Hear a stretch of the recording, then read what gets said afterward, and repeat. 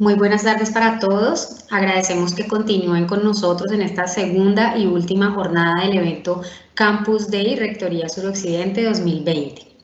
Iniciamos con la conferencia Docencia en los ambientes virtuales de aprendizaje a cargo del magíster Henry Arley Taques Kenwan, ingeniero de sistemas, especialista en sistemas gerenciales de ingeniería y máster en sociedad de la información y el conocimiento con énfasis en e-learning.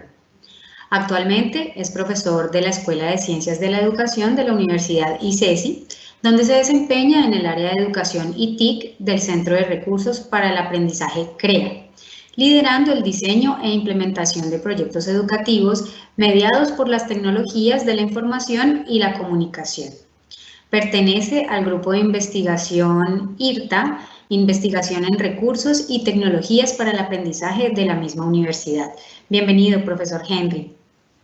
Bueno, muy buenas tardes a todos y a todas. Gracias por la invitación, gracias a las directivas de la Universidad Uniminuto por esta invitación, en especial a Nelson Bojacá, quien directamente pues, me hizo la invitación. Muchas gracias por este espacio. Y bueno, espero que este tiempo sea un compartir de experiencias y de aprendizajes. Bueno, como ya lo dijeron, pertenezco y trabajo en la Universidad ICESI, donde me desempeño como profesor de la Escuela de Ciencias de la Educación y también coordino el área de Educación y TIC del Centro de Recursos para el Aprendizaje, el CREA. Bueno, el día de hoy vengo a contarles un poco acerca de una experiencia. Digamos que el propósito de esta charla, más que conceptual o más que conceptualizar, es el de contar una experiencia. Es decir, he aprovechado este espacio para hacer un ejercicio de reflexión sobre los procesos de formación que tenemos a cargo en la Universidad ICESI y he aprovechado esta invitación para hacer un ejercicio reflexivo y venir a ustedes el día de hoy y contarles una reconstrucción de esa experiencia que hemos tenido con los procesos de formación en ambientes virtuales de aprendizaje para luego hacer un análisis y unos hallazgos y unos aspectos a mejorar y a consolidar de esta experiencia. Entonces, el día de hoy vengo a contarles eso, a contarles una historia. Bueno, la estructura de la presentación la vamos a hacer de la siguiente manera. Primero les voy a presentar un contexto para que nos podamos ubicar exactamente a qué me refiero con esta experiencia. Posteriormente les voy a presentar la estructura de este curso que hace parte de este proceso de formación de docencia en ambientes virtuales de aprendizaje. Luego vamos a hablar un poco acerca del rol del docente en un entorno virtual de aprendizaje y posteriormente vamos a examinar en profundidad dos dimensiones de ese rol, que es la comunicación y la retroalimentación. Finalmente, les voy a presentar algunos ejemplos, evidencias de los profesores participantes que hicieron parte de este programa de formación.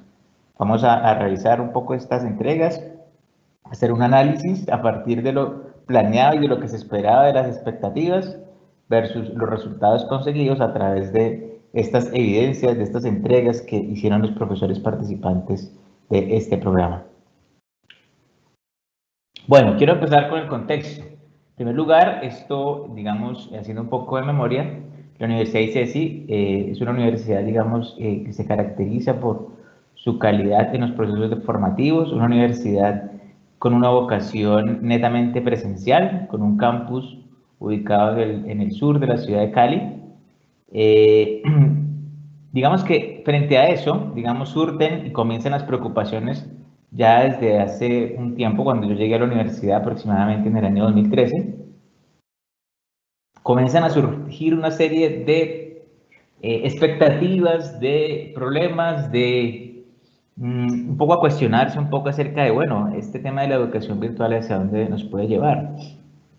Sobre todo nos tocó un poco derrumbar ciertos elementos que, digamos, hoy en día pues es diferente hablar de ellos debido al contexto en el que nos encontramos debido a la pandemia, pero en su momento digamos que siempre había una serie de creencias acerca en torno a la educación virtual. Digamos que había cierto temor de las directivas académicas en lograr mantener esa calidad en esos entornos virtuales de aprendizaje.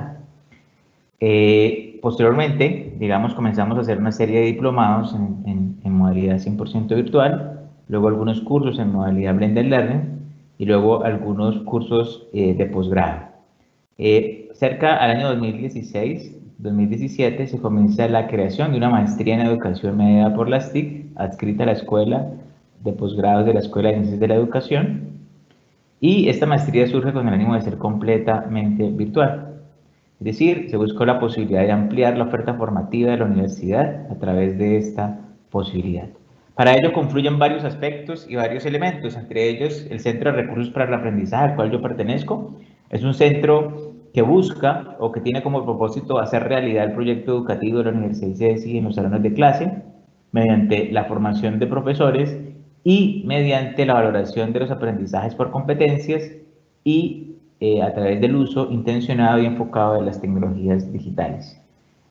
Hacia el año 2015 también se crea la Escuela de Ciencias de la Educación en la Universidad ICESI, donde nace con 6 programas de licenciatura y agrupa o acoge ya el programa de maestría en educación que ya se tenía desde el año 2013 y ahora, digamos, acoge a esta nueva maestría en educación mediada por las TIC en modalidad 100% virtual. Justo también en este año, digamos, surge una alianza, o mejor que eso, una noticia muy importante porque digamos que el Centro UTECA pasa a ser parte de la Universidad ICESI. Digamos que antes era una fundación, Fundación Gabriel Piedradita Uribe, y se dona a la Universidad ICESI y este centro pasa a ser parte de la Escuela de Ciencias de la Educación recién creada. Entonces, como pueden darse cuenta, confluyen varios elementos en esta experiencia, varias cosas, como siempre ocurren para que sucedan ciertos eventos, pues tienen que darse ciertas condiciones, que a veces si no se dan en el momento justo ni de la manera adecuada, pues no se surten. En este caso se dio y pues comenzó, digamos, con este programa una serie de retos para la universidad. Recordemos que el contexto en el que estábamos en aquel entonces era un panorama donde la educación, donde había el temor de que en la educación virtual se pudiera seguir manteniendo la calidad de los aprendizajes que pues es un sello característico y diferenciador de la Universidad ICESI. En ese caso entonces planteamos unos ejes, digamos, hablamos de decisiones para mantener estas estrategias de aprendizaje en ambientes virtuales y hablamos de unas decisiones curriculares que se tomaron en consecuencia a qué se esperaba que nuestros estudiantes aprendieran en esta maestría, una serie de decisiones pedagógicas, es decir, de qué manera lo íbamos a lograr, y una serie de decisiones tecnológicas, es decir, con qué recursos digitales y no digitales nos íbamos a enfrentar a este reto. Digamos que allí pues, se tomaron algunas decisiones que fueran en modalidad virtual 100%, que estuviera bajo el paraguas del aprendizaje activo, que es uno de los pilares de nuestro proyecto educativo institucional, y del lado de las decisiones tecnológicas se definió como LMS o como plataforma de gestión de aprendizaje, la plataforma Canvas. Canvas es una plataforma en la nube, un LMS en la nube, que goza de buena reputación entre las universidades que hacen educación virtual. Entonces, digamos que se opta por esa LMS, la universidad, digamos, en sus cursos presenciales tiene Moodle, pero digamos a partir de este año ya va a tener o tiene dos LMS, Moodle y Canvas como LMS institucionales. Luego se surten una serie de decisiones organizacionales, digamos, donde se define toda una serie de cambios en la universidad, no solo desde el punto de vista pedagógico y tecnológico, sino también desde el punto de vista del marketing educativo, desde el punto de vista de la gestión de las inscripciones de los estudiantes, de todo esto, desde la forma económica, la manera como se hace el pago, cómo se registra, todo este proceso, digamos, era completamente novedoso para la universidad. Y uno de esos elementos, obviamente aquí pues podría seguir hablándoles de esta experiencia, pero quiero enfocarme en uno en particular. Nos vimos ante la necesidad de extender nuestros procesos de formación en uso de las TIC hacia dos cursos. El primero, un curso de autoría, es decir, lograr que nuestros profesores pudieran diseñar cursos para esta modalidad virtual, porque entendimos claramente en aquel entonces que los cursos virtuales eran algo completamente diferente a los cursos presenciales. Es decir, se debe seguir una metodología, tienen una serie de expectativas, de retos diferentes que hacen la necesidad o que hacen necesario, perdón, que los profesores se formen en estas retos específicos. Y otro curso que sale a raíz de ese curso de autoría para diseñar cursos virtuales es el curso de docencia en ambientes virtuales de aprendizaje. Es decir, una vez el curso ya está diseñado, de qué manera nuestros profesores van a poder orientar, hacer docencia de este curso. También nos dimos cuenta que efectivamente ser profesor en un curso presencial es completamente diferente a ser profesor en un curso virtual. Demanda unas nuevas exigencias, unas nuevas habilidades, unas nuevas capacidades por parte de nuestros profesores. Entonces, el día de hoy les vengo a hablar concretamente de un curso que se hizo, que ya tiene 4 cohortes y que cada vez más se ha ido haciendo para los otros programas de maestría. Cabe notar que la Universidad de CESI en este momento abrió otra maestría en modalidad completamente virtual, que es la maestría en innovación educativa, justamente inicia ahorita en enero, y también inicia con otro programa de maestría virtual de atención integral para la primera infancia. Es decir, en este momento la universidad ya tiene 3 programas completamente virtuales y tiene otros 4 programas que se están gestando que se espera que salgan el próximo año. Esto nos llevó entonces a pensarnos en un proceso ya intencionado, planeado para formar a nuestros docentes en ambientes virtuales de aprendizaje. Bueno, entonces ahorita ya con ese contexto nos enfocamos concretamente en uno de los problemas de todas estas aristas que tiene la educación virtual y nos ubicamos en el curso de docencia en ambientes virtuales de aprendizaje. ¿Este curso qué buscaba? Este curso buscaba que los participantes estuvieran en la capacidad de gestionar el proceso de docencia en ambientes virtuales de aprendizaje, empleando estrategias de comunicación, de colaboración, acompañamiento y evaluación a través del uso de herramientas digitales para asegurar el aprendizaje de los estudiantes. Es decir, buscábamos que el docente fuera capaz de lograr que sus estudiantes aprendieran en este entorno. Para ello, ¿qué buscábamos? ¿De qué manera pensábamos lograrlo? Primero, que estos profesores participantes o profesores estudiantes, ¿no?, fueran capaces de analizar el rol del docente en un ambiente virtual, es decir, que se dieran cuenta que efectivamente ser docente en la virtualidad era algo diferente frente a lo que es ser docente en la presencialidad, que si bien hay elementos comunes, hay otros elementos que requieren o demandan otra serie de habilidades y de conocimientos. Otro objetivo que buscamos es elaborar un plan de acción docente, y aquí viene un poco, digamos, lo innovador para nosotros en este contexto, y es pensar o planificar la docencia, con el fin de cerrar la brecha entre el diseño del curso y la puesta en marcha ya con los estudiantes. Y finalmente, una habilidad no menos importante por ser la última, el de emplear efectivamente herramientas tecnológicas para gestionar y acompañar procesos de aprendizaje en ambientes virtuales de aprendizaje. Es decir, aquí buscábamos que los profesores pudieran resolver problemas técnicos en primera instancia o que fueran capaces de escalarlos y direccionarlos al área encargada en caso de que no pudieran resolverlos. Pero también que ellos tuvieran la capacidad de poder darles esa primera respuesta, ¿no?, a los estudiantes, por lo menos en lo que tiene que ver con el uso de las herramientas de su propio curso.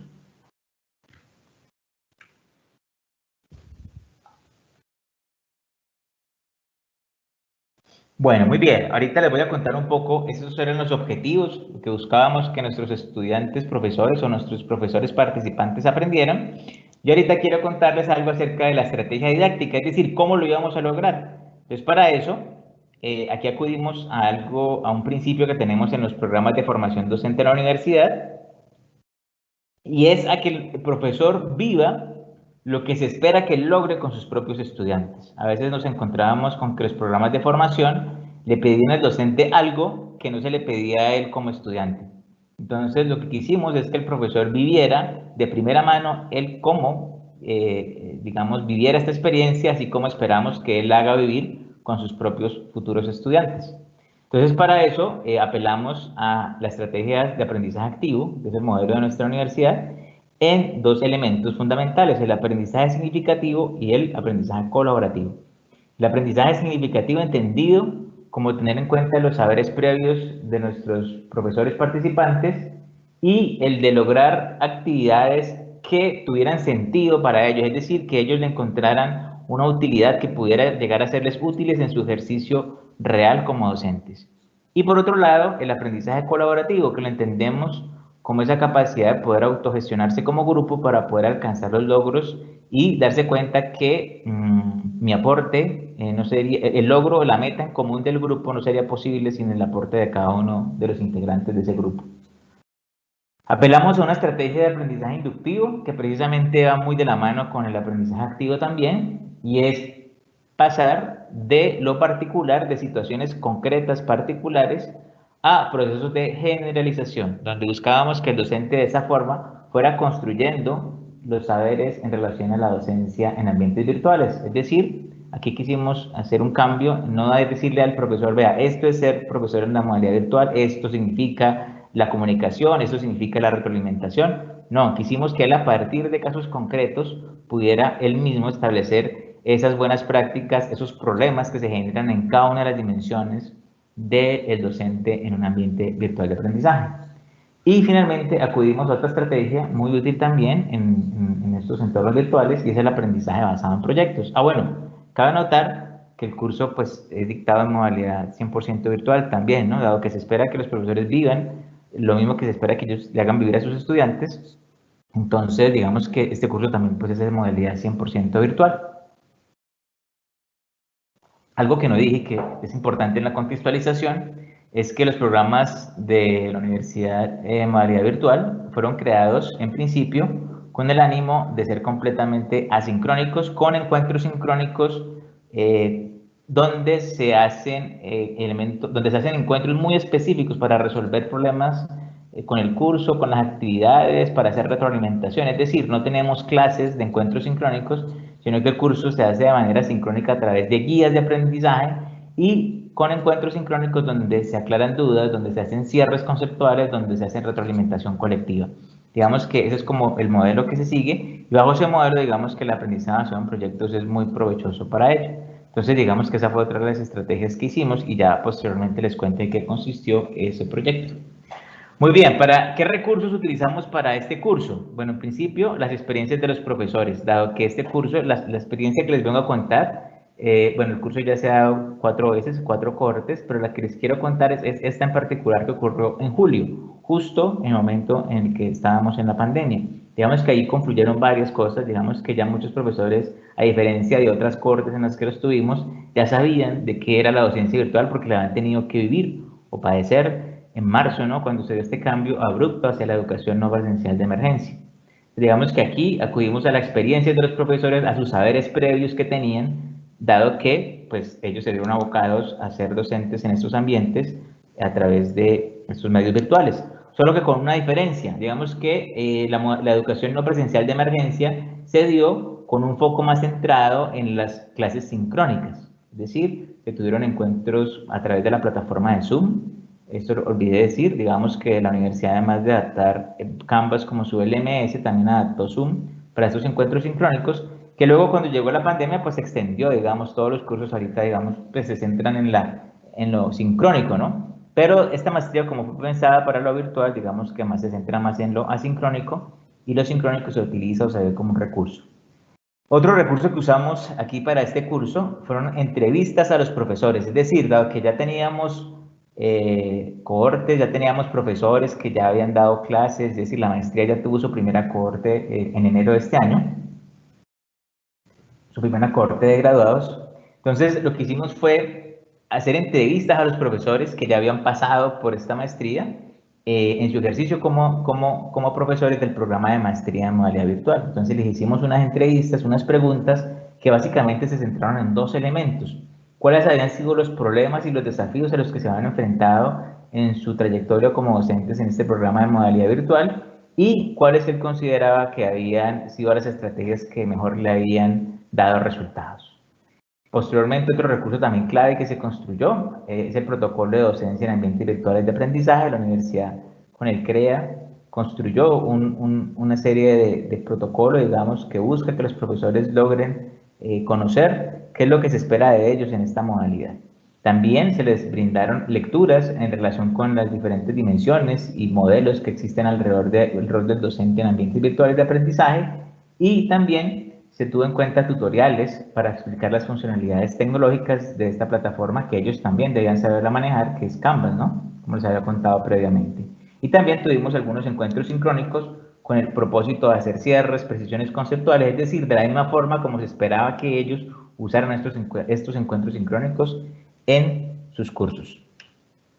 Bueno, para precisar un poco más acerca de en qué consistió esta estrategia de generalización, digamos que los profesores lo que hacían era observar estas entrevistas, ¿cierto?, que le hicimos a los futuros colegas de ellos. Luego ellos hacían un análisis de esas entrevistas a través de la identificación de categorías, de patrones, de inferencias y de buenas prácticas.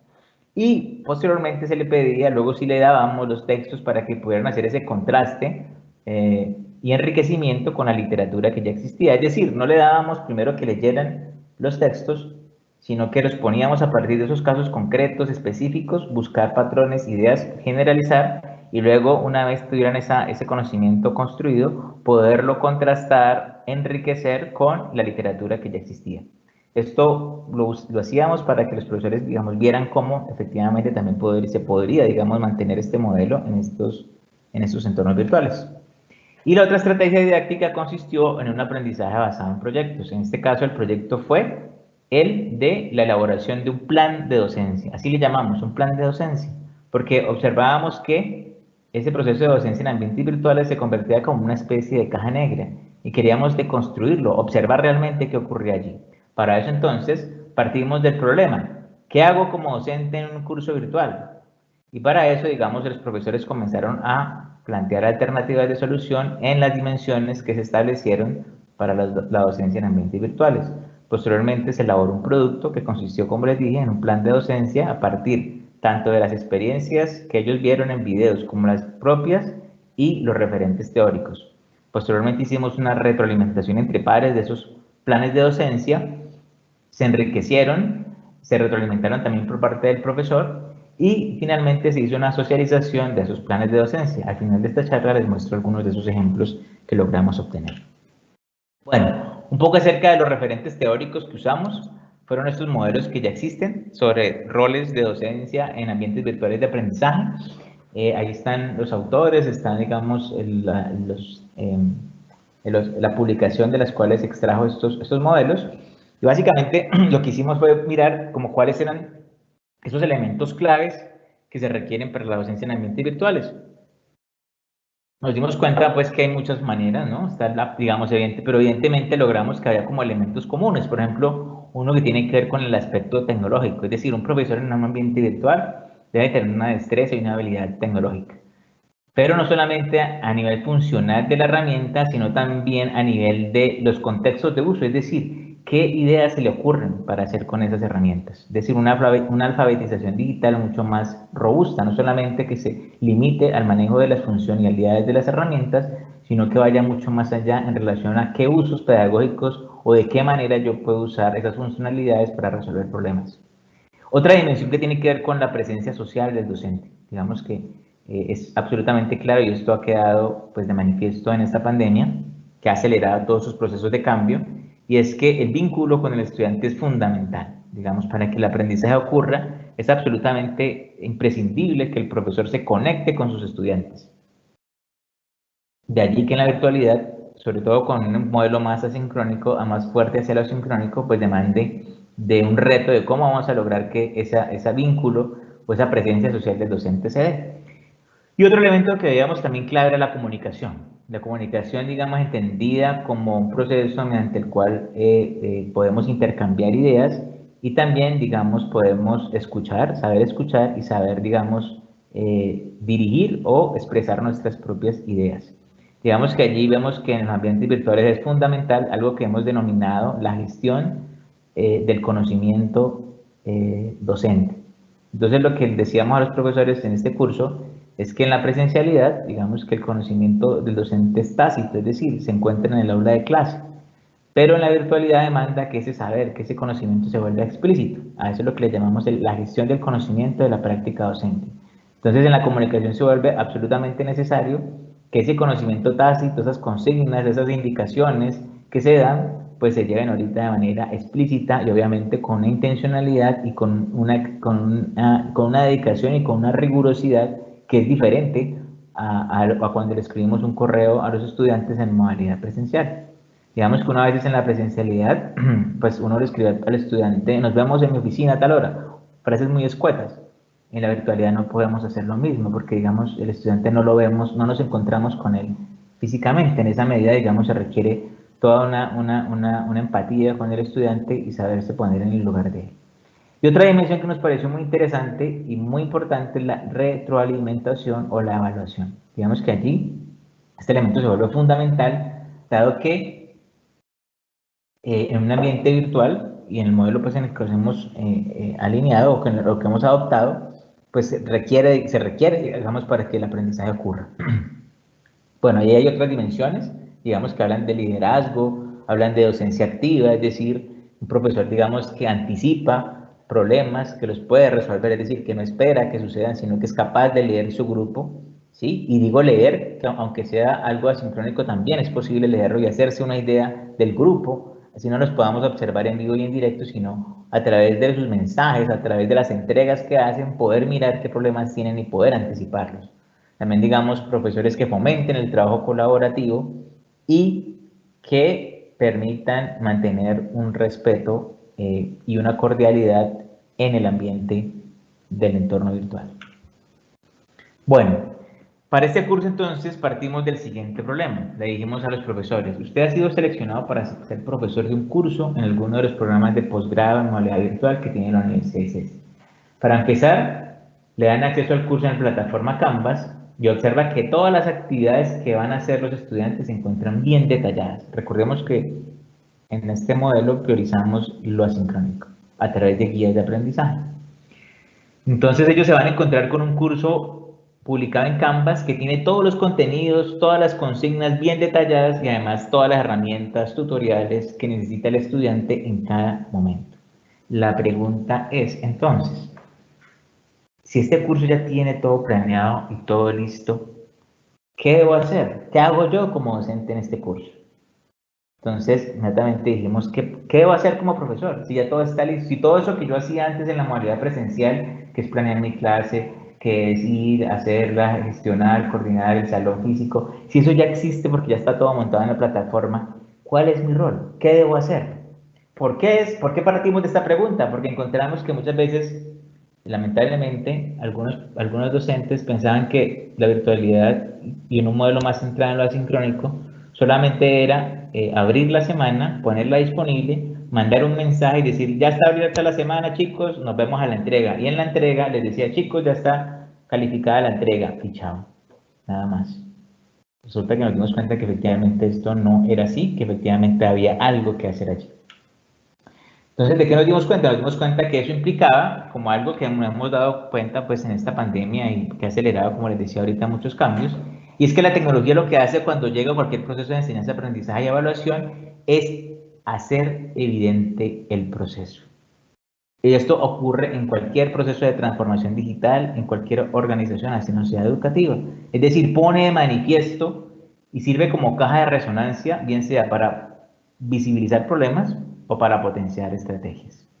Entonces, lo que vimos es que efectivamente lo que teníamos que hacer era planear, es decir, introducir un concepto que quizás para el docente era algo tácito, ¿cierto? Que lo hacía de manera tácita, que era planear su docencia en la presencialidad, y dijimos, hay que hacer una planeación explícita. El docente debe de elaborar un plan de acción docente, es decir, eso que queremos que él haga se tiene que concretar en algo y en acciones concretas que él pueda llevar a cabo, de tal manera que él pueda hacer él mismo un seguimiento a su propio proceso. Es decir, aquí buscamos algo que la virtualidad siempre nos presenta y es hacer explícito lo que ya se viene haciendo.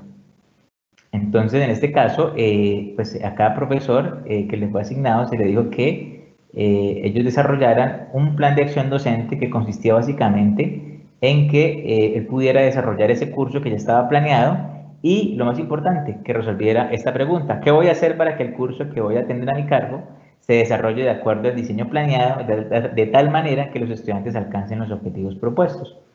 Entonces, para este plan de acción docente se le dio al profesor tres dimensiones, tres aspectos. Los objetivos, ¿qué quiero yo lograr con mi docencia, con mi ejercicio docente? Acciones que me permitan lograr esos objetivos y los recursos, es decir, con qué elementos voy a poder hacer esas acciones. Y este plan de acción se trazó en las 4 dimensiones que definimos para la docencia en ambientes virtuales, que fueron el acompañamiento, entendido un poco como la presencia social del profesor, la colaboración, entendida como esa posibilidad de generar el aprendizaje colaborativo entre los estudiantes y entre los mismos profesores colegas de la maestría, y la retroalimentación, entendida como una información oportuna de calidad que enriquece el proceso de aprendizaje. Y una dimensión de la comunicación, que implica una comunicación asertiva, efectiva, oportuna y precisa. Ahorita voy a hablarles un poco acerca de esto que les voy a compartir de aquí en adelante. Fue uno de los trabajos que hicieron ellos.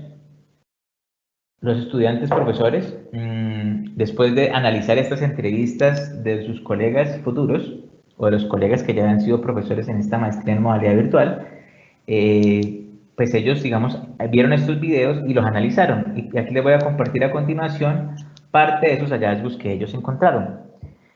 Entonces, los profesores, uno de los grupos, encontró lo siguiente, es que había unos problemas en la comunicación que se centraban en las consignas. Entonces, allí, digamos, a partir de esta observación de los videos, se dieron cuenta que efectivamente las consignas son un elemento fundamental en la educación virtual.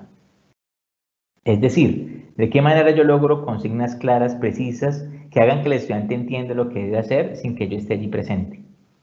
En ese caso, digamos que se volvió todo un ejercicio, como les decía ahorita, de gestión del conocimiento de la práctica docente. ¿Cómo lograr hacer consignas que estén dirigidas para el estudiante, no para el profesor, sino para el estudiante, y que además el estudiante las encuentre sencillas, claras y precisas?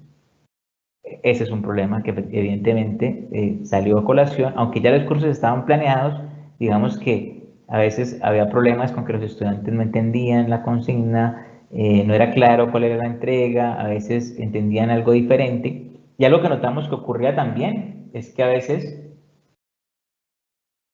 hay problemas de comprensión de lectura.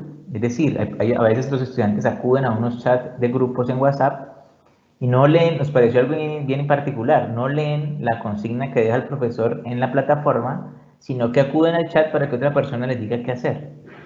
Entonces, digamos que eso fue algo bien particular que nos pareció entre los estudiantes y obviamente, digamos, allí, pues, parte del problema era ese, ¿no? Que los estudiantes no acudían al mensaje escrito en la consigna, sino que a veces acudían a estos grupos de chat, donde a veces, pues, la persona que le ayudaba a interpretar, pues, no lo hacía de manera adecuada y a veces se daban las confusiones.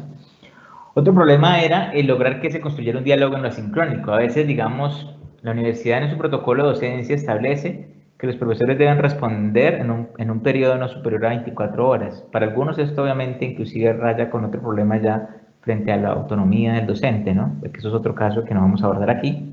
Pero digamos que ese dilema de cómo lograr esa respuesta en ese tiempo también iba en la vida del estudiante. Es decir, nos dábamos cuenta que a veces, o los profesores en la entrevista se daban cuenta que a veces los estudiantes se les mandaba un mensaje pero no recibían un feedback, es decir, había solamente una comunicación de ida pero no de vuelta. Y los estudiantes no necesariamente, es decir, no era suficiente con decirles, si tienen dudas por favor me escribe. Usted se podía cansar de escribir 10 veces el mismo mensaje en la semana y no recibía ninguna pregunta. Pero luego usted hacía un encuentro sincrónico, inmediatamente salían todas las dudas. Profe, es que no entendí esto, profe, es que yo pensé que había que hacer esto, y volvía a la pregunta, pero ¿por qué no me escribieron antes? Obviamente el problema es un problema, ¿no? ¿De qué manera logramos mantener esa comunicación constante? ¿Cómo hacemos para que el estudiante logre convertirse en un interlocutor? ¿Sí? Que no solamente le estemos enviando mensajes, sino que también haya un feedback de vuelta.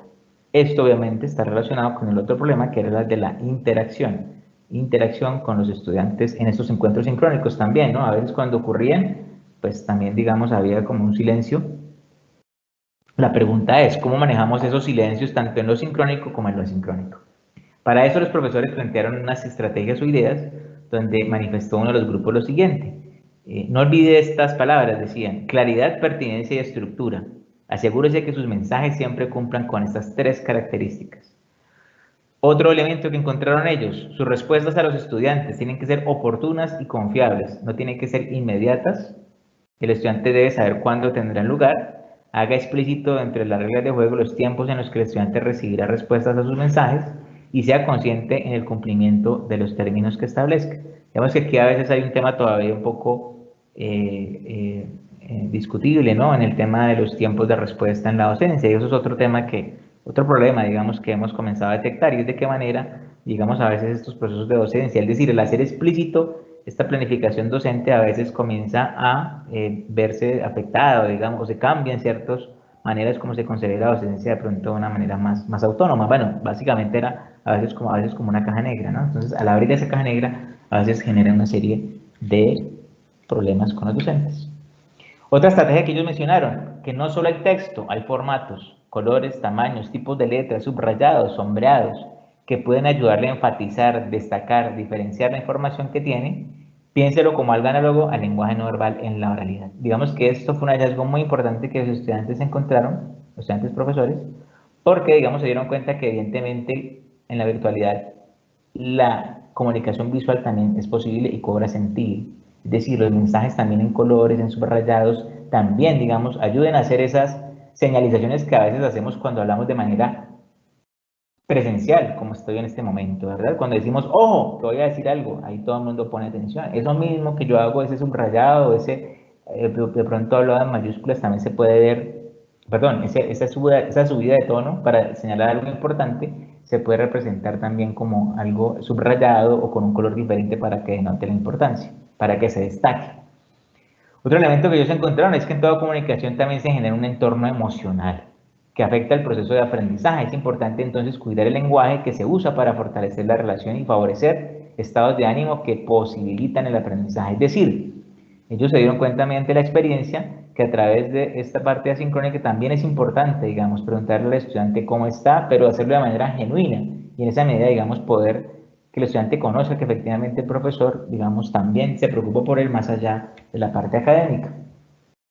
A veces, digamos, los estudiantes mencionaban una serie de problemas con las entregas, ¿no? Sobre todo en esta época de pandemia, que hubo muchas dificultades, entonces se les pidió mucha flexibilidad, mucha empatía y obviamente también un poco un discurso más cercano a ellos, ¿no? Un lenguaje cercano a ellos. Otro elemento que ellos encontraron, este grupo encontró, fue el docente de tomar conciencia y control de la comunicación, en tanto herramienta privilegiada para el logro de los objetivos formativos.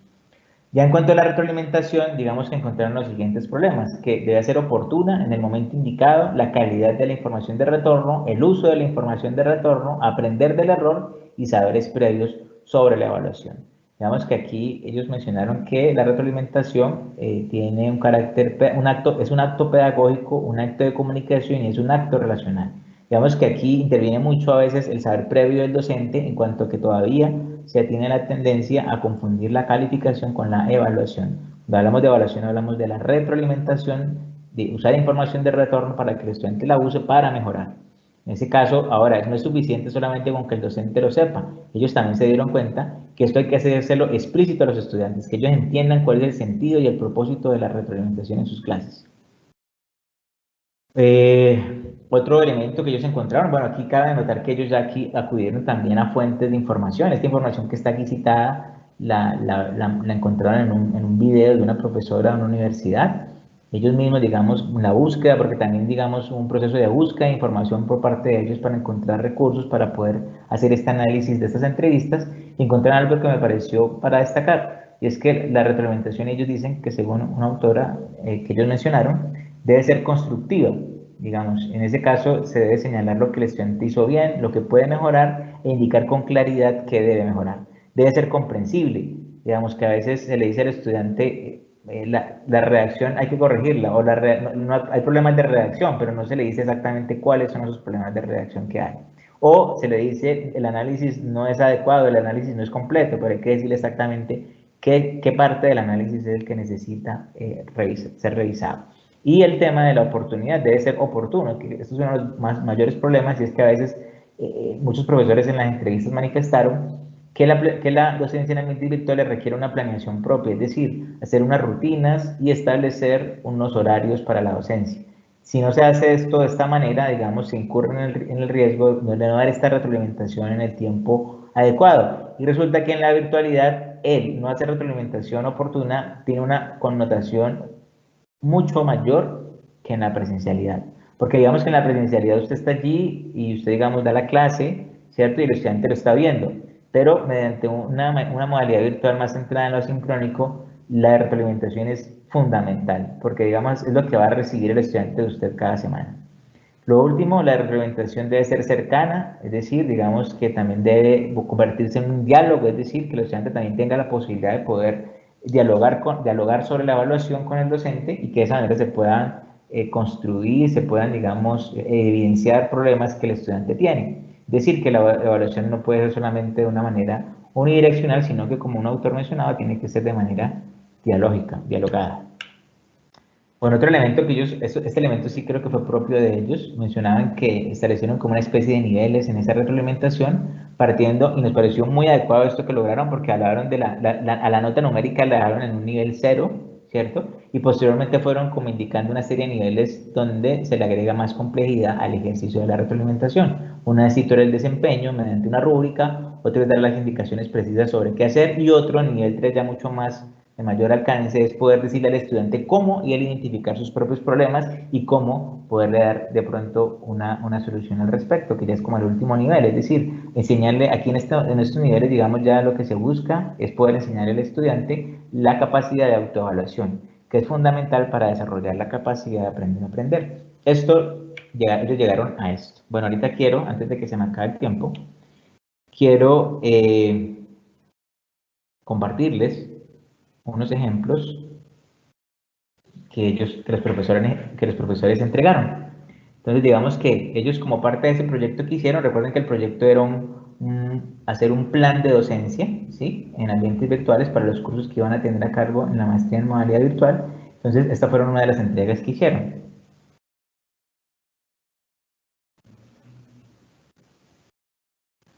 Bueno, esta se ve un poquito... bueno, se ve un poquito... Bueno, aquí, como pueden darse cuenta, ellos pusieron a partir de las dimensiones, la comunicación, miren este trabajo, la retroalimentación, la colaboración y el acompañamiento. Y en cada una de ellas ellos establecieron los objetivos, qué querían ellos lograr como docentes, ¿sí? Y a su vez plantearon qué acciones iban a hacer. Por ejemplo, esta profesora dijo, al inicio del curso compartiré con los estudiantes un video de presentación personal y experiencia laboral. El video debe además orientar de manera general sobre los objetivos del curso y el por qué es importante para su proceso de formación. Y aquí otra acción. 5 días antes del inicio del curso, los estudiantes recibirán su ruta de aprendizaje y unas primeras indicaciones de lo que será el trabajo en la primera semana. Otra estrategia. En cada inicio de la unidad, los estudiantes recibirán una infografía llamada "Este es nuestro avance", que resuma el camino que van recorriendo, con objetivos de aprendizaje, entregables y fechas. Esto será reforzado en la sesión sincrónica que coincida con el inicio de cada unidad. Y aquí algunos de los recursos que iban a usar: un video de presentación al comienzo del curso, la ruta de aprendizaje, el foro de preguntas frecuentes, el correo electrónico y audios a través de Canvas y una infografía. Aquí tenemos el ejemplo de otra profesora, donde esta profesora lo hizo a través de unos momentos. Eso fue también algo importante, se les dijo que definieran ellos la estructura y el esquema de ese plan de docencia. Entonces esta profesora hizo un ejercicio bien interesante, lo dividió en 3 momentos: antes del curso, al inicio del curso y durante el curso. Y en cada una de ellas abordó las dimensiones que hablábamos. Entonces, para la comunicación, la profesora dijo revisión de consignas, porque a veces se dan cuenta que aunque los cursos estaban diseñados y planificados y planeados, pues a veces había problemas en esas consignas.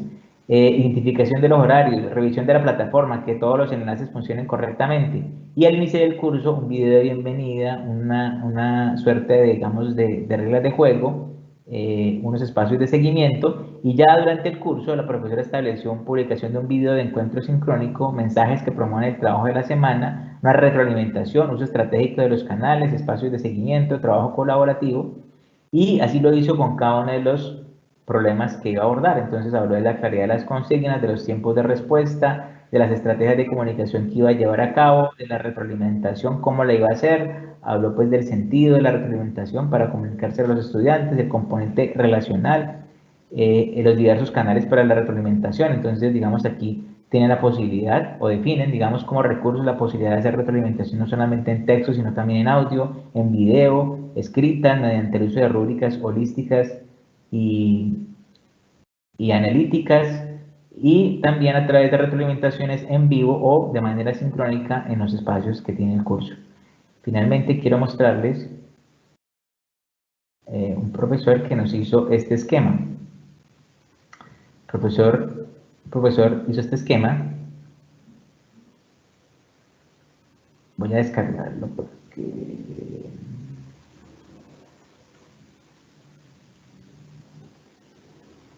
Bueno, aquí no se puede ver, entonces...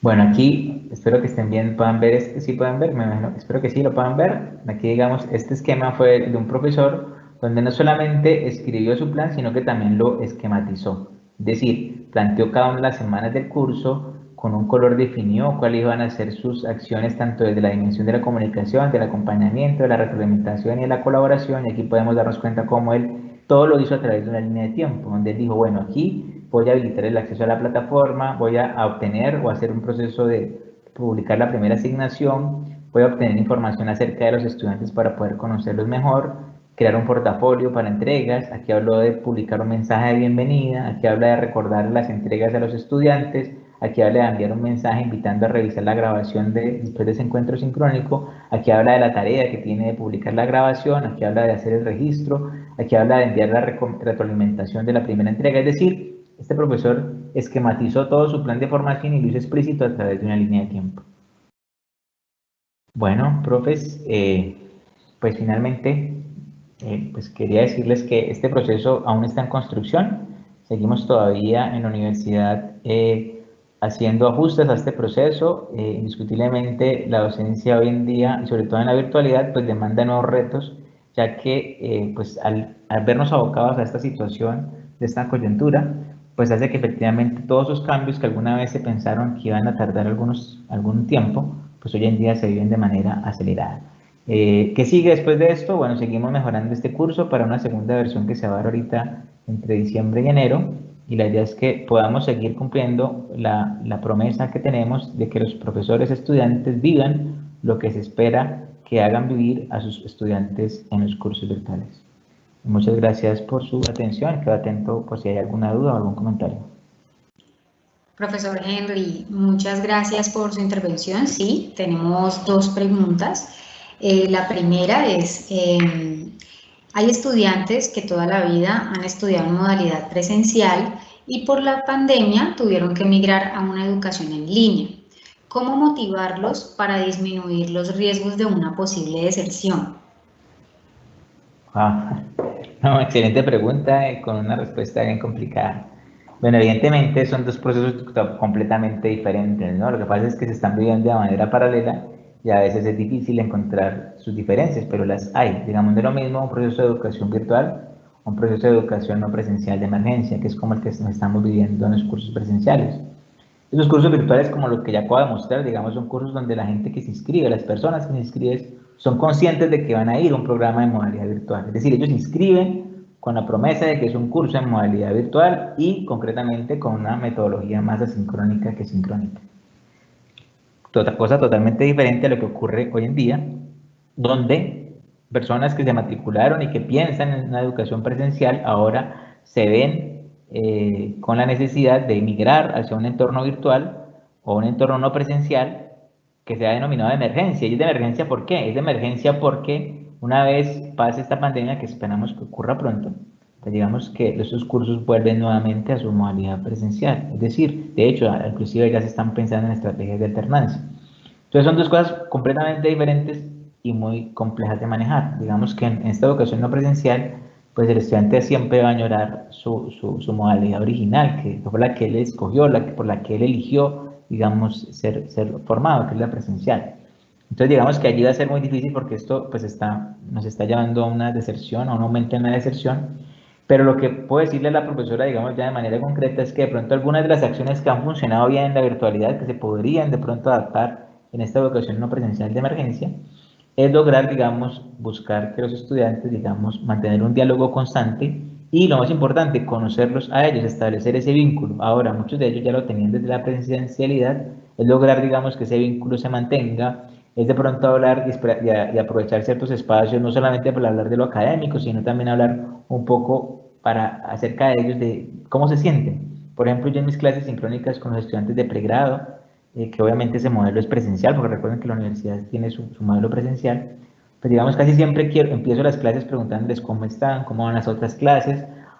Digamos los primeros 10 minutos, digamos que me encargo como de que establezcamos ese diálogo, pero no un diálogo, digamos, genuino, es decir, realmente conocer, es decir, hablar con ellos y poder interactuar y poder conocerlos un poco mejor. Estos espacios a veces cuando los hago, la clase fluye mucho mejor, digamos que los estudiantes se sienten más, con más confianza y comienzan a participar. Digamos que cuando uno entra de lleno, porque a veces se piensa eso, ¿no? Que si no estamos perdiendo tiempo, y resulta que el vínculo con el estudiante se crea precisamente en estos espacios, conociéndolo, pero aquí algo importante, tiene que ser el asunto de manera genuina. Es decir, si yo lo hago como estrategia, no funciona.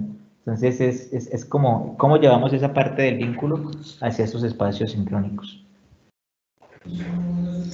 Qué interesante, profe. Y la segunda también tiene algo que ver con lo que usted nos estaba mencionando, y es, bueno, un cambio significativo en la vida de todos durante esta pandemia ha sido pasar más de 12 horas frente a una pantalla atendiendo reuniones, tareas, entre otras. Esto genera fatiga en estudiantes y profesores. ¿Trabajaron alguna estrategia para mitigar este aspecto?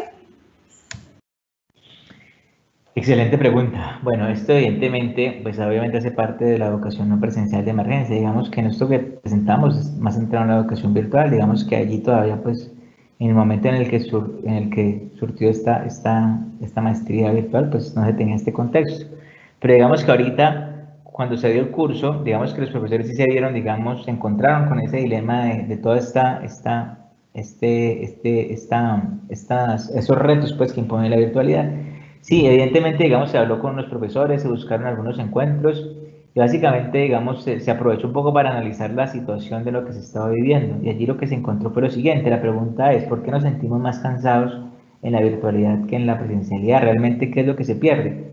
Y en estos espacios, digamos, que fueron un poco más no académicos, sino más sociales, lo que se encontró es que los profesores en la virtualidad, digamos que la virtualidad no da pie a ese proceso de socialización, es decir, a ese de llegué a la reunión, me espero, hablo primero, cuento cómo te fue, qué es de tu familia, cómo te fue con tu novia, cómo te fue con tu esposa, qué hay de tu vida, es decir, hacemos un proceso de socialización antes de que empiece la reunión. Nos encontramos que en la virtualidad son las 2 en punto y arranca la reunión. Son las 3. De hecho, si tú llegas 3 y 1 minuto, 3 y 2 minutos, ya llegaste tarde. Ya la gente dice, no, mira, es que tengo otra reunión ahorita, tengo que conectarme en 1 hora. Entonces, digamos que nos dimos cuenta que esos espacios de socialización se pierden en la virtualidad. Ese, vamos a tomarnos un café y hablamos antes de la reunión, ese no existe. Digamos, nadie, pues raramente alguien en el horario laboral se va a conectar en una videoconferencia para hacer un proceso de socialización. Entonces nos dimos cuenta que esos espacios hacían falta y tratamos como de buscarlos en la agenda pues, de los profesores, aunque ha sido bien difícil porque digamos que no es fácil, digamos que es algo que hemos visto que se ha dado mucho en estos procesos virtuales, donde se mira, digamos, solamente como solamente la conexión o lo sincrónico se utiliza para aprovecharlo al máximo y no se da pie para esos procesos de socialización que son vitales, ¿no? Porque finalmente somos seres humanos que necesitamos interacción. Bueno, profesor, la última pregunta la hace Javier Gamboa. Nos pregunta, cuando se habla de ruta o aprendizaje, ¿sería un gráfico o un documento y qué debería incluir en esta? Excelente pregunta. Bueno, en este caso fue una de las entregas que hizo el profesor. Básicamente a lo que se refiere a la ruta es como, digamos, cuando uno tiene un curso, cuando uno diseña un curso, el curso sigue una metodología, sigue una estrategia didáctica que sirve como hilo conductor de las actividades de aprendizaje que se diseñan. Entonces, digamos que lo que el profesor habla de la ruta es como indicarle al estudiante ese esquema. Nosotros le llamamos a veces la narrativa del curso. Esta narrativa del curso es la que permite que el estudiante tenga una idea general, global, es decir, que él sepa no solamente en qué parte va del curso, sino también qué le hace falta y en qué momento se encuentra del curso. A esa narrativa es a la que se refiere el profesor cuando habla de la ruta. Y esa narrativa buscamos que sea gráfica, es decir, que no solamente sea pues todas las guías de aprendizaje en texto, sino que también sea visible para él a través de una infografía, que el estudiante pueda darse cuenta evidentemente de cuál es la narrativa del curso en el cual él se encuentra. Bueno, profesor Henry, muchísimas gracias por su intervención. De hecho, voy a leer comentarios de los asistentes que hacen para usted. Diana Alejandra Martínez nos escribe: considero de destacar lo que menciona el ponente acerca de establecer un lenguaje empático con los estudiantes, sobre todo por medio de la mensajería, ya que no se trata de solo ser instructivos frente a las actividades a realizar. Y el siguiente comentario lo hace Carolina Arboleda y nos dice: excelente información, ejemplos pertinentes para seguir en este proceso de enseñanza con la nueva normalidad. Entonces, pues profesor, muchísimas gracias por esta valiosa intervención en esta conferencia, y de igual manera esperamos poder continuar teniéndolo a usted en nuestros próximos eventos. Muchas gracias a la Universidad Uniminuto por la invitación, en especial a Nelson. Muchísimas gracias por todo. Gracias a usted.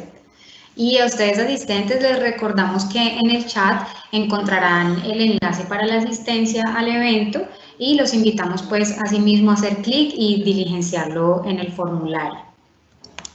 Les recordamos además que ustedes pueden interactuar con nosotros a través del chat, donde estaremos también recibiendo sus comentarios acerca del evento y preguntas para cada